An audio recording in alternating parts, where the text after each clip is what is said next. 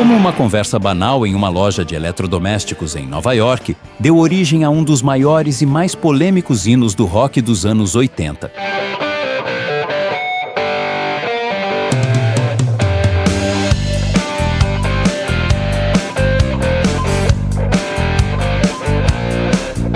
Uma canção que nasceu de um acidente no estúdio, que causou um debate global e que revolucionou a história da televisão para sempre. Esta não é apenas a história de uma música. É a história de um acidente genial, de uma ironia perfeita e de uma briga por direitos autorais com um dos maiores astros do planeta. Se você, assim como eu, é fascinado por essas histórias por trás dos clássicos da música, já se inscreva no canal. É o seu apoio que nos permite continuar trazendo esses mini documentários musicais para você. Agora, prepare-se, porque esta é a incrível, estranha e completa história de Money for Nothing, do Dire Straits.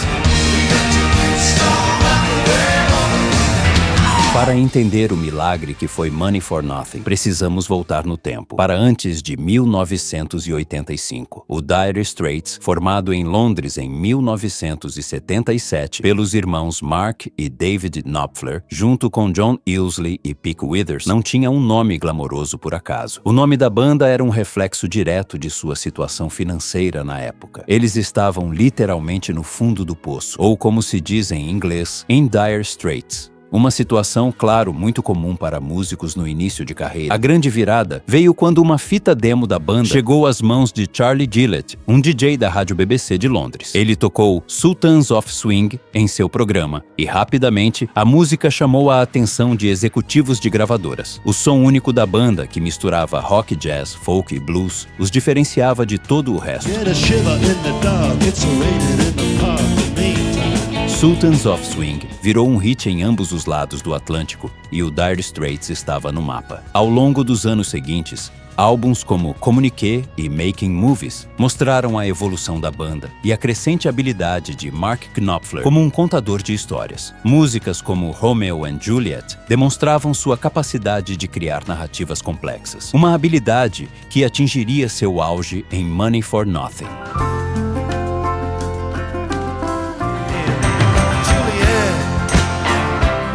Em 1982, com o álbum Love Over Gold, eles experimentaram com composições ainda mais longas e complexas, como a faixa de abertura Telegraph Road, com mais de 14 minutos de duração. Mas, em meados dos anos 80, o cenário musical estava mudando drasticamente. A música não era mais apenas para ser ouvida. Com o domínio absoluto da MTV, lançada em 1981, ela precisava ser vista. Videoclipes eram a nova lei, e bandas que não abraçavam o formato visual corriam o risco de ficar para trás. E no centro dessa resistência estava Mark Knopfler.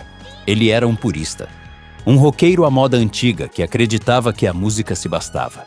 Ele via a MTV não como uma oportunidade, mas como uma ameaça à pureza da arte.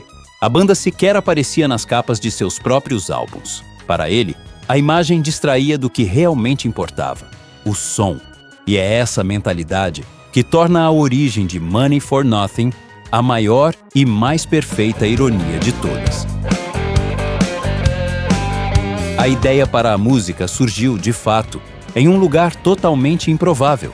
Knopfler estava em uma loja de eletrodomésticos no Upper East Side de Nova York. Na parte de trás da loja, uma parede de televisores exibia videoclipes da MTV em loop. Ao seu lado, dois entregadores, observando os vídeos, começaram a conversar. Knopfler ouviu um deles resmungar, apontando para um astro do rock na tela. "Olha esses barulhos havaianos. Isso não é trabalhar. É assim que se faz. Grana por nada e garotas de graça." Naquele momento, Knopfler teve uma epifania. Ele percebeu que aquela era uma perspectiva genial para uma canção, um retrato fiel de um sentimento real. Ele pediu uma caneta e um papel ao vendedor e começou a anotar o diálogo dos trabalhadores, palavra por palavra, ali mesmo, no meio da loja. Ele não estava apenas escrevendo uma letra, ele estava documentando um recorte da realidade, a visão da classe trabalhadora que enxergava o mundo dos rockstars como uma fantasia inalcançável. Anos depois, Nikki Sixx, da banda Motley Crue, afirmaria que era um clipe de sua banda que passava nas TVs naquele momento. Se essa história de bastidores já te pegou, deixa o seu like aqui no vídeo. É esse joinha que ajuda o YouTube a entender que esse conteúdo é relevante e a mostrá-lo para mais apaixonados por música, ajudando o nosso canal a crescer e a produzir ainda mais. Com a letra no bolso, a banda foi para o paradisíaco estúdio Air Studios,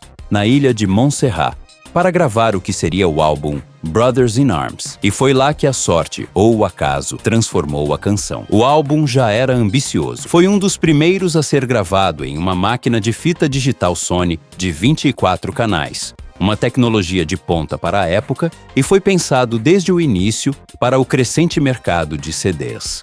Durante as gravações de Money for Nothing, o primeiro acidente genial aconteceu. Knopfler queria um som de guitarra pesado, cru, inspirado no guitarrista Billy Gibbons, da banda ZZ Top. Mas durante a passagem de som, algo estava errado.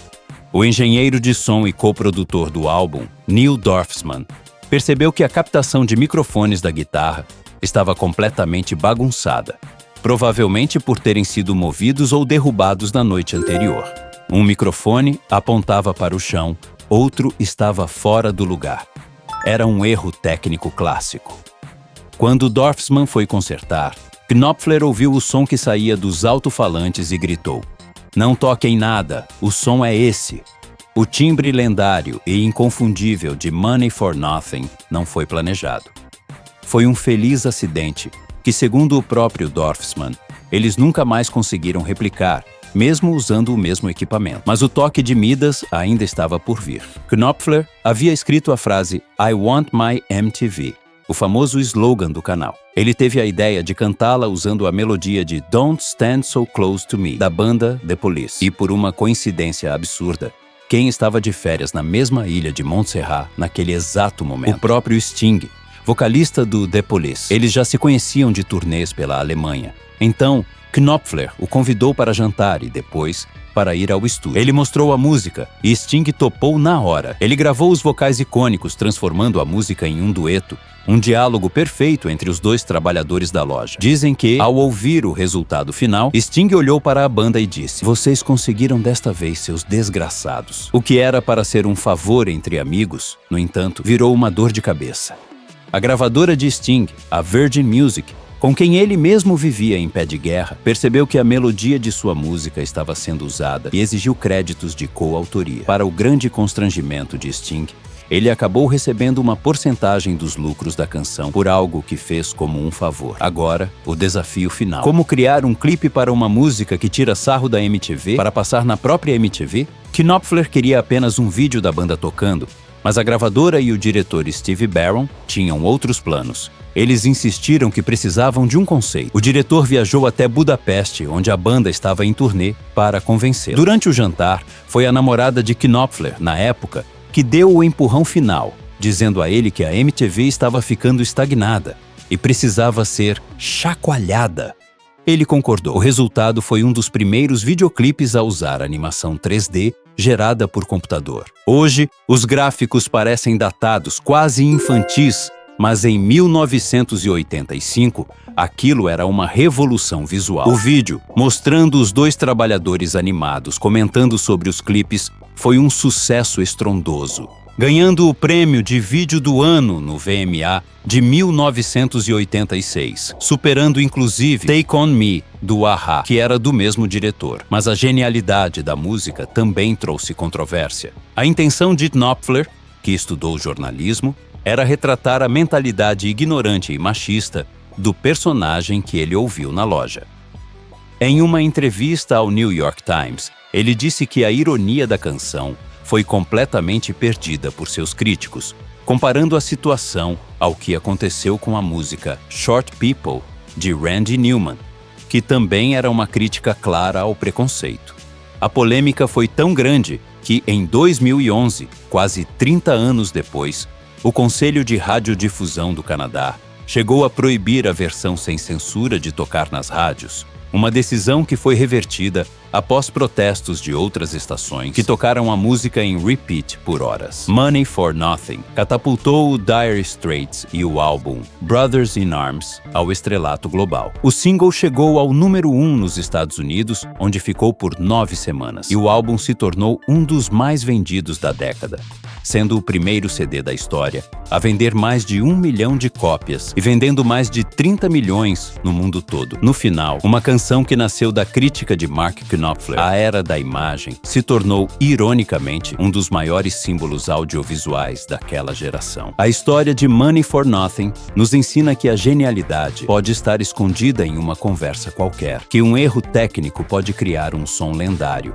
e que a maior contradição pode se transformar no seu maior trunfo. É uma prova de que a pureza da música, que Knopfler tanto defendia, no fim sempre prevalece. Se essa história te impactou, compartilhe este vídeo com aquele amigo ou amiga que também é apaixonado por histórias. E se você ainda não é inscrito, agora é a hora. Clique no botão de inscrição e ative o sininho, porque toda semana tem um novo vídeo em nosso canal. Considere conhecer a nossa loja oficial, com mais de 100 estampas exclusivas para você. Até o próximo vídeo. Fui!